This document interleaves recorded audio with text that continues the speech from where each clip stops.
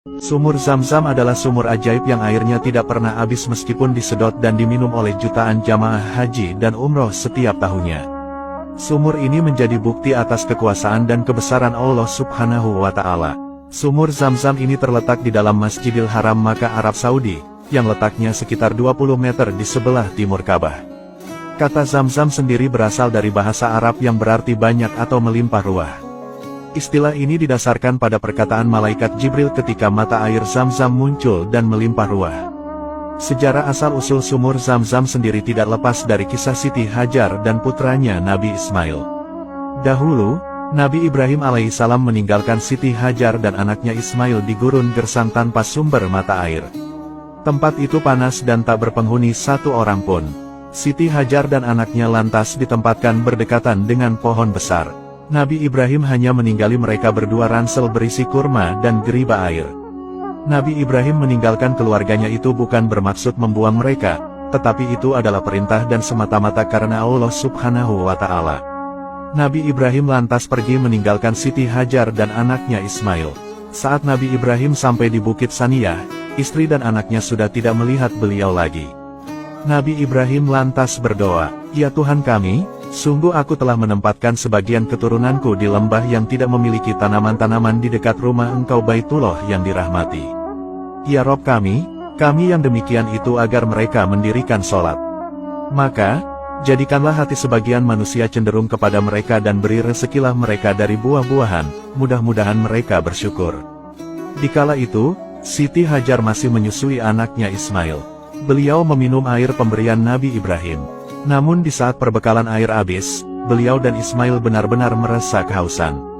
Nabi Ismail kecil hanya bisa menangis saat haus di tengah gurun pasir yang tandus dan panas. Siti Hajar selaku ibu tentu tidak tega melihat anaknya kehausan. Kebingungan lantas menyelimuti Siti Hajar. Kondisi mereka di tengah gurun tanpa berpenghuni, dan ketika mau mencari pertolongan tidak ada satu orang pun yang bisa dimintai tolong. Kondisi ini benar-benar ujian besar bagi Siti Hajar dan anaknya Ismail. Siti Hajar lalu berusaha mencari pertolongan. Terlihat sebuah bukit terdekat yang kini bernama Bukit Sofa. Beliau lantas menaiki puncak bukit untuk melihat apakah ada seseorang.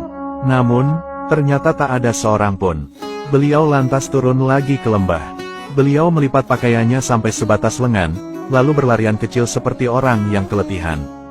Setelah melalui lembah, beliau lantas menuju dan menaiki puncak Gunung Marwa. Namun lagi-lagi beliau tidak melihat satu orang pun. Beliau melakukan hal itu sebanyak 7 kali. Nah, peristiwa inilah yang kemudian menjadi bagian ritual ibadah haji dan umroh yaitu sa'i di antara Bukit Sowa dan Marwa.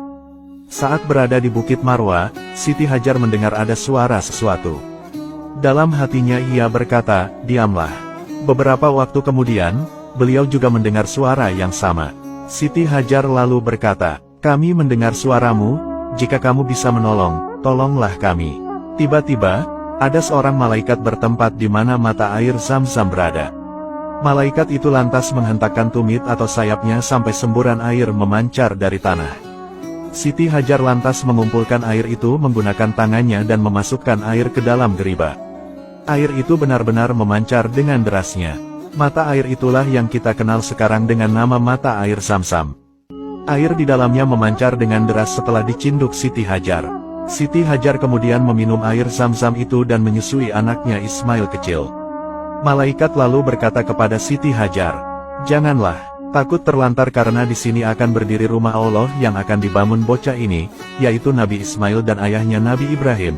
Allah tidak akan menelantarkan keluarganya." Dahulu, awalnya posisi Ka'bah berada di dataran tinggi seperti bukit, kemudian gegara banjir bandang besar yang dulu pernah terjadi, akhirnya mengikis bagian kanan kirinya.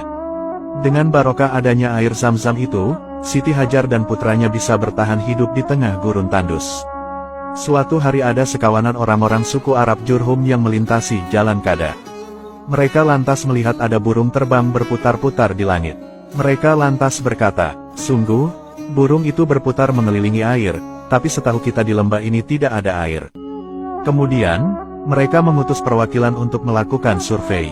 Akhirnya, seorang utusan menemukan adanya sumber mata air. Mereka lalu kembali untuk menyampaikan kabar ini.